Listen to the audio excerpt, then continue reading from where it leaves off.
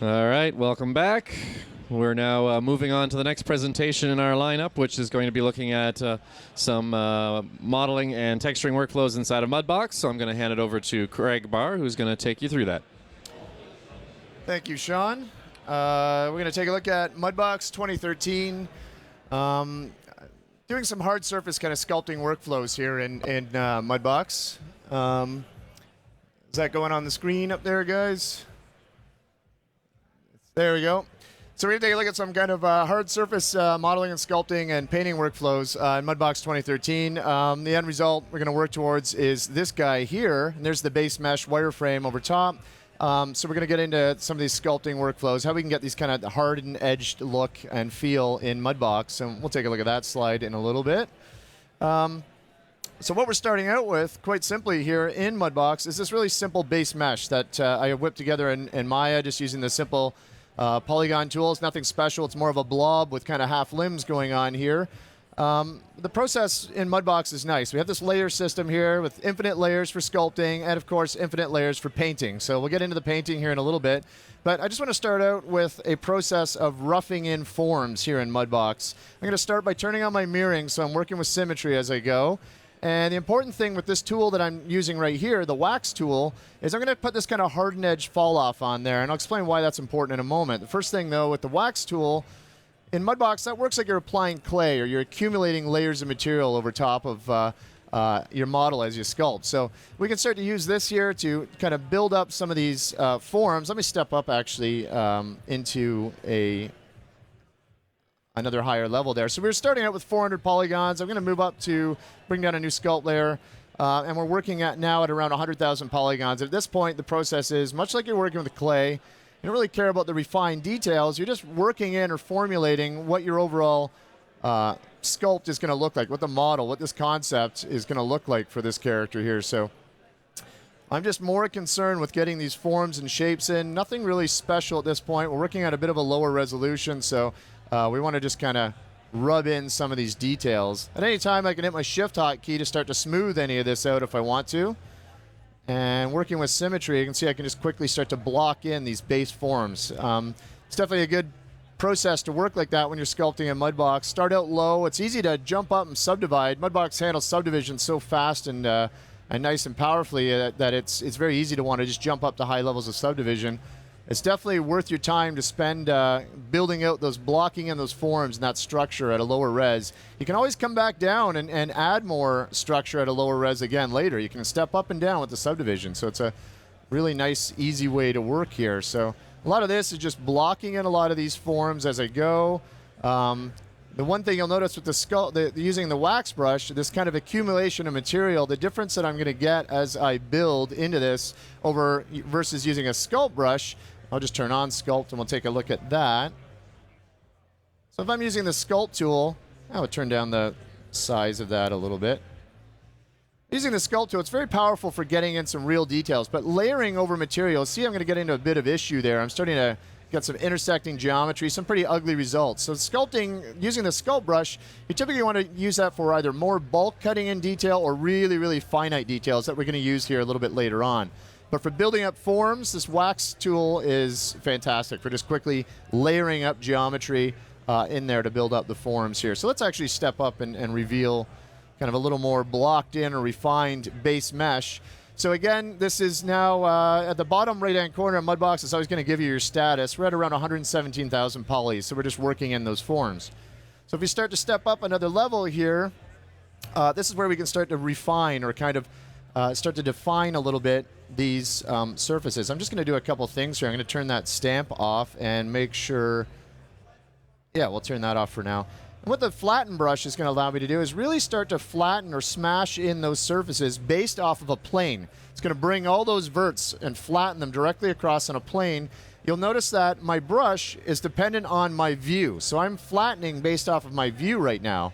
But a really cool way to work with that, I can rotate around and keep flattening out these forms. But there's another nice thing I can do, and that's under the advanced settings. All of the tools have these advanced settings in the properties tab. If I turn on Orient to Surface, you'll see that I'm now following the topology of my geometry there. And this is nice for using the Flatten tool here to start to work in these hardened forms once again. Now you can start to work in this way. And if I want to work on that edge, rather than constantly rotating back and forth, I can build out that form, cutting in that towards those edges, and then just curve right along that edge and model or sculpt in conjunction to that edge just based on my view. And now I can go and work a little more on this one, and you can see the brush is sticking to the surface there so that I can begin to refine that edge there. So at this point now, we're working at around 400,000 polys, and all we're really concerned with here is starting to define that kind of armor plating here. So I'm just working in some of these edges, starting to define how I want the edges to appear. I'm not going to get into really sharp edges yet. We're going to do that when we step up another level. But here we've blocked in the forms. Now we want to refine some of these surfaces here, and that's what flatten, a lot of flatten and smooth. So a lot of stuff that's not really, pure magic or anything. It's just I'm hitting the shift key with my flatten brush, and I'm getting a lot of flattened kind of hard surface edging results there too. So let's reveal some of the finished sculpt here, and you can see that now we're starting to define and refine a lot of those edges. Well, now if we jump up to another level of subdivision, we can start doing some really interesting things to really harden these or crease these edges in here. So we have a couple of interesting ways we can do that in Mudbox. A bunch of different options there. Let's grab a whole new sculpt layer. If I grab my pinch tool is going to do something really interesting. It's just going to grab all the geometry and essentially bring it along in a solid point there. And I can work with that in a couple of ways. So if I just work with this and I kind of free form, start to pinch that in, and you can see that I'm getting nice kind of sharpened edges as I go. I'm really sharpening those edges. But if I want something that's going to give me a little more accuracy, especially to give some straight lines, I can turn on what we call a steady stroke. Steady stroke is going to give me that little lead off, this little wand. So before I'm sculpting, it's giving me a bit of time to set my direction on this. So I can pull that along nice and steady along here. But also when I get to these corners, I can back off on that wand, so it allows me to turn and get those nice sharp angles. And turn and just keep working away. It's kind of like you're cutting butter here, really. It's kind of nice. I'm just kind of working away, refining these edges. There's one way that we can start to refine those edges. Let's take a look at a couple other cool ways here. So using the Sculpt tool in Mudbox, I can grab a couple of different stamps here. So I'm going to set my fall off on the Sculpt tool, that sharpened edge fall off, so I can get a nice, sharp, clean edge. And using some of the default vector displacement stamps down here, I'm going to use that to define my nice edging on here. So once again, I want to make sure that steady stroke is turned on the Sculpt tool here, and just begin to use that. That's actually a little bit too powerful. I'll turn that down a bit. So now you can see that I'm able to really start cutting in or defining those edges using a simple vector displacement map there, and then I can start to go in and flatten and smooth out those areas. So I mentioned vector displacement mapping. Well, what is that? So compared to traditional displacement maps, a traditional displacement map is going to give you, your 0 to 1 gray values, and you're going to get your height deformation based off of those images. But you're limited to just height deformation there. With vector displacement, I can actually get height and overhangs and undercuts. So especially when it comes to sculpting, that's really handy to get in there and be able to do that. So for this hard surface sculpting here, I actually created a bunch of hard surface custom vector displacement stamps. I actually used Maya to build some of those. So just to explain this really quickly, these are 32-bit floating point images. So if you're used to using displacement maps and you use an 8-bit map, you often can get a lot of that stepping kind of effect there. 16-bit will help you out with that. Well, 32-bit is giving you as accurate as representation as the geometry that I created this from as I'm sculpting, which is really nice. And being a 32-bit floating point image, I can adjust the exposure to preview these images in here. In Mudbox, we support 32-bit floating point HDR, EXRs, TIFFs, things like that, so you can view that in the image browser. Vector displacement maps have this kind of weird, strange look. A lot of these greens and yellow and red hues, those are representing surfaces being pulled out or undercut under areas here. So let's look at how one works. This is kind of a neat little seam here that I created. I'll drive that stamp in. And what this stamp will allow me to do is I'm going to crank up the strength of this all the way up to 100, and we'll put down a brand new sculpt layer on that. And with the steady stroke on, this is going to allow me to cut. Let me make it really big first so we can see what it's doing first of all. So if I drag this down, whoops, that's way too powerful there. If I drag this down the shoulder, we're going to see that we're going to get not just cutting down into the mesh or into the geometry. If I zoom in here a bit, if you can see that on the screen, I'm cutting down and underneath, right? So I'm not just cutting down. The stamp is actually carving down and underneath the geometry, something a traditional displacement map can't do. So using that as a nib or as a chisel tip on my sculpting tool, I can get these really nice kind of overlapping effects here. So if I adjust the brush size here, and now we want this armor plating to kind of fall or overlap over top of the underlaying structure here. So I can really quickly use that stamp on my sculpt brush, and I'm effectively cutting underneath the armor there. So I'm giving that nice effect of the armor kind of overlaying the under skin or the under armor there as well. So let's take a look at a couple of these other tools here. I should actually explain how I created these really quickly back here on our little slideshow here. So this is using Maya. I just was able to use a simple plane and then quickly model these in Maya using the modeling tools. You can build them up quickly in Mudbox as well, but you can send them over to Maya, Max, Softimage, whatever you prefer to use. Anything that has a good polygonal modeler and can handle OBJ, FBX format. You start building some of these forms. They look pretty basic, right? These are the profiles of them. But if you think about a traditional displacement map, you're not going to get these corner cuts. You're not going to get these little under shelves and bevels or underneath a cylinder here. That's just going to cut and give me a square with a regular displacement map. So I can customize pieces of geometry to use to sculpt my mesh, and I use that quite extensively throughout on this guy in here. Let's take a look at a couple of other ones. If let's reveal some kind of finished and more refined sculpt here, and I'm going to step up now. Now we're getting into the millions now, so we're just sculpting at around 1.8 million, and I'm going to step them up, and we're going to bring them into just under 8 million polys, and that's going to give me lots of room for some good details in there. Let's just turn on these guys here. So a lot of these details in here, what I'm able to do is achieve these kind of finite, kind of sharpened edges, again, using vector displacement mapping. So some of these tools that I've used here, just even simple square grooves that are going to give me those sharpened, hardened edges on there. Let's take a look at one here. Here's a nice simple little seam. Where's that pipe seam? There it is. We bring that into the Sculpt tool in here. What the pipe seam is going to give me, just to show it kind of in a big format on here. Oh, let's grab a new Sculpt layer. There we go. And grab my Sculpt brush there. So this little seam is actually developing, it's cutting into the surface, but it's building a little tube. So that's cutting underneath. So the tube's actually cutting around the geometry there. So going around and giving some nice seams around this armor, it's a really good tool, especially when you start making it nice and small like this. Again, with the symmetry, we can start to kind of drive that around the surface to get these really nice, fine, kind of clean edging going on in there. And I think I should point out when you're sculpting, it's a really nice way to see your forms here. Like right now, I want to be able to see a little more of that detail.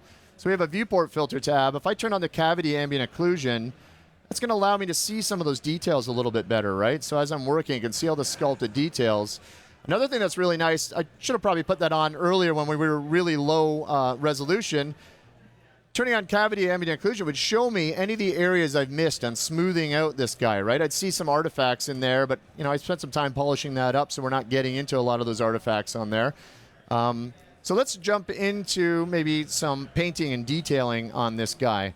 So working in Mudbox, you have a bunch of choices for painting, right? So this guy is laid out with very simple, nothing special UVs on him. Nothing special going on there.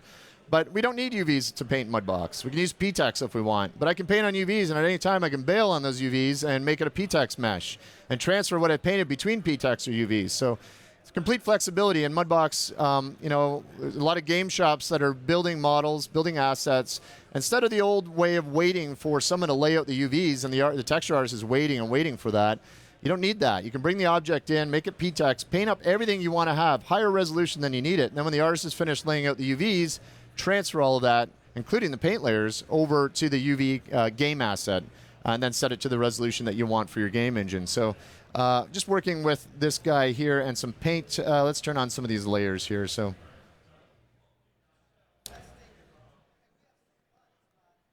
these are all 4K maps. Mudbox, just like its sculpting layer system of unlimited paint layers here in Mudbox. You're really, truly only limited to your hardware. I should point out a lot of these texture maps, I'm painting directly to a solid state drive, and that gives a huge advantage when you're handling huge, when you get into big texture data. And we've got, I think Sean's giving away an Intel solid state drive. I don't know if we've already done that draw or there's another one coming up, but it's pretty fast. It allows me to feed a lot of these textures back and forth rapidly, which is really nice. So in painting up these maps here, what you'll see is a lot of these simple little details here along the edge. I was able to build a lot of those details just by painting in simple little bump maps here. So let's just turn that off to see it without it there. So what I did was I actually started out by painting out just simple black lines across the character, duplicating that, and then making it into a bump map down here. Let's grab our bump there. And then I've also built this Under Armour just with a simple bump map. You can see these little scale effects or scalloped kind of effects going along on that piping underneath there. But here's something really cool.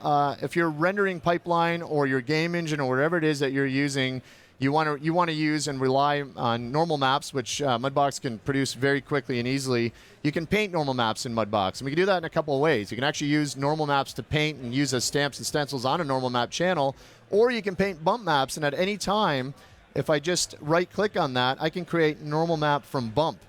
And it gives me the option of the tangent space I want, compatibility with Max, Maya, or Soft. We're going to leave it with Maya. Let that generate that normal map from that bump.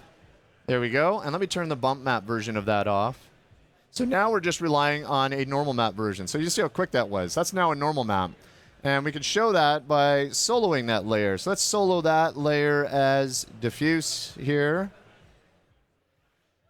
Just let it calculate all. So it's culling all those textures out. You can see the little yellow target. I'm just like Photoshop. I'm soloing out this layer. And remember, I'm only soloing out this paint layer, the normal map here. So this is the normal map of all the scalloped areas, all the little bumpy areas here along on that guy.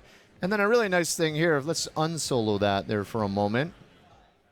Just bring everything else back right up here. If we grab another one of these bump maps, for example, this kind of carbon fiber detailing on his chest, if we grab some of this here, let me just grab that and make a normal map from that bump map as well. You'll notice I'm preserving the bump maps as well, so I can keep that if I need those bumps for anything else. We'll turn off that bump map. And now I've converted that one to a normal map, but you'll see something happen there. It actually overrode my other normal map. Well, that's no good, right? Well, we actually have the same blending layers that Photoshop has. So all that's doing is it's letting me preserve my normal maps and layers. And if I go to my blend modes here, you'll see we have exactly what Photoshop has here. So if I hit overlay, I'm now effectively blending my normal maps together. So I can flatten that at any time and make one normal map, but it's really cool to keep all that layer history so you can keep going back and adding to it. And speaking of Photoshop, at any time in any of these channels, I can right-click on any texture layer here, and you'll see I have a bunch of options here to export that. I can export that as a single texture in any format I want. Or for that matter, I can actually export the entire channel as a PSD. And by clicking that, it can actually open up Photoshop for me, and I can utilize all the tools in Photoshop to paint directly with Mudbox. And you get a little window in Mudbox that's going to tell you, I see you're painting in Photoshop. You want to refresh this over here. It's actually not worded that way, but so it'll actually recognize that you've used the tools there, and you can refresh your layers back here. So that's a really powerful workflow, and the fact that we can work with all the Photoshop tools available in your texture painting workflow. And I should point out in 2013, we've now added the ability to handle 16-bit PSD files within Mudbox, which is really nice. So let's just reveal a couple things on this guy here. So he has a couple of other little elements here, right? A bunch of little pieces. And these are just separate little pieces of geometry that were created over in Maya. And some of the nice things about that, actually, this cylinder here, I was able just to grab, I don't have the Mudbox community. I don't know if I'm hooked up to the internet here or not. But anyways, built into Mudbox, we have this Mudbox community where you can grab default, or grab different stamps, stencils, and base meshes. I just went in there and grabbed a cylinder, brought that in, and used the pose tools to deform that to create these little pipes running along up his neck there.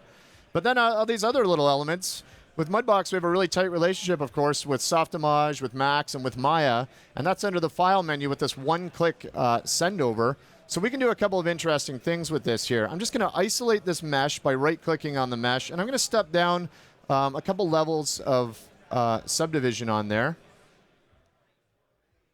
So let's do that. Maybe bring it down to something like even level 3. Let's turn all the textures off, because I'm just going to send that mesh over. Turn that off. Turn off the cavity ambient occlusion because we're now at a low res here. So I'm just going to take this base mesh. I'm just going to use this simply as a reference object over in Maya. So if I select the model, and then I go into my file menu, send to, I already have a Maya scene open, so I have all these options. I'm going to add it to my current Maya scene.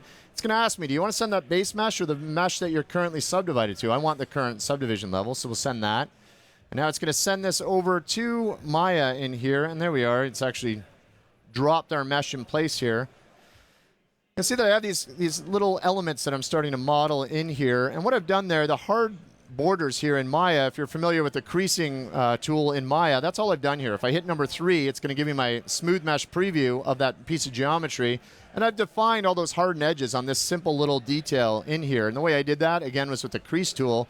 I just defined I wanted those hardened edges. And that's important now because Mudbox supports creasing, hard edges, and all hard surface edging that you define in Max, Softimage, and Maya. So you can bring that over. It preserves that via FBX. And we're going to take a look at that here in a moment. So with this here, this is where I could just simply, let's just push that into that area on this guy. And so as you can see, I'm working in Mudbox, sculpting up a lot of hard surface stuff, but I can leave it at any time and build other little pieces and add it to that. Let's take a look at something else that's kind of interesting here. So I have this simple little kind of shoulder emblem, and I want to actually use this mesh to fit that. Rather than modeling it by hand, I want it to follow the contours of the mesh. So here's something really quick that you can do.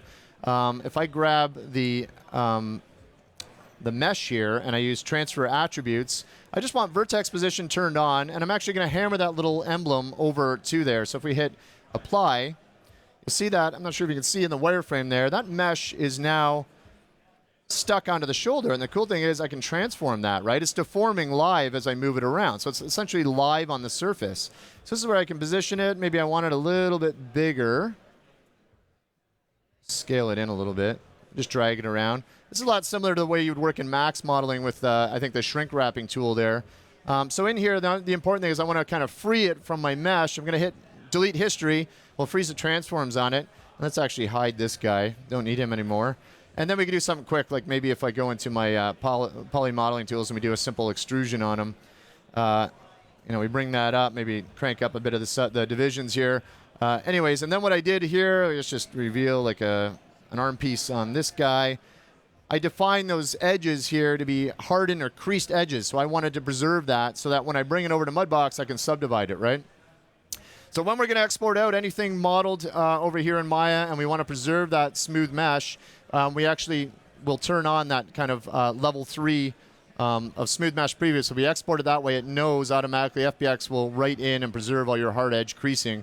So we can send any of these objects here over right now. So let's go back over to Mudbox with our live connections. So just to point out, I don't have the status shelf displayed on here. Let's put that, there we go. Down in the right-hand corner here, you can see connected to Mudbox. And all of our apps, all of our applications, and all of this suite will give you that live connection update on there. So I'm going to grab both these objects and just add them to the current scene over in Mudbox.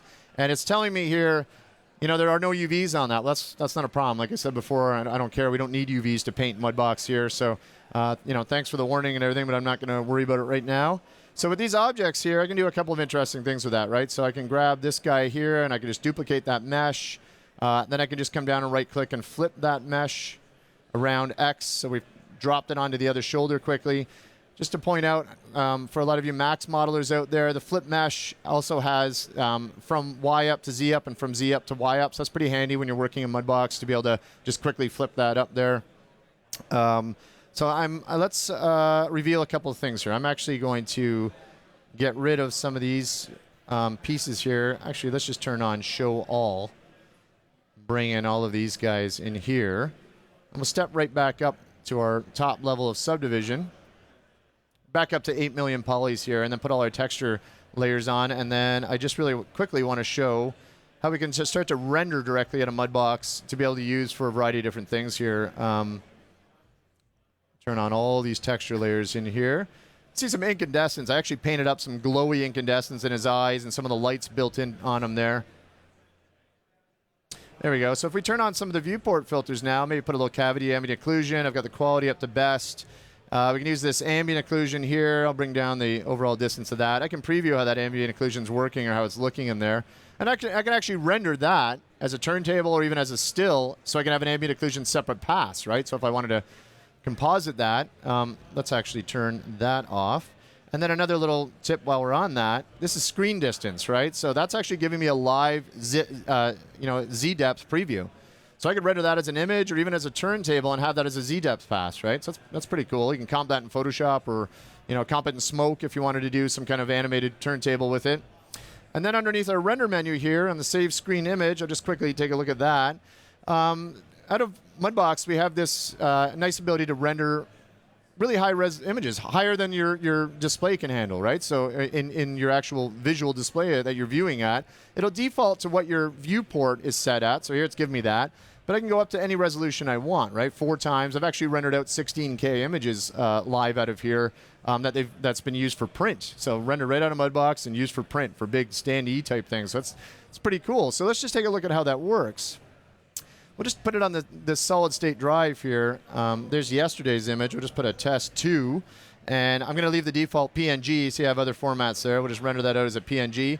And you'll see it's pretty quick, right? It's going to give me image saved. That's it. So if I go to that hard drive here on C, there's our simple image. It's giving me a white background. The Windows photo viewer I'm using is going to show white, but it's actually going to default render out an alpha channel for me, which is nice, so I can comp that together. So just to wrap this up here quickly, these were all just rendered directly out of Mudbox.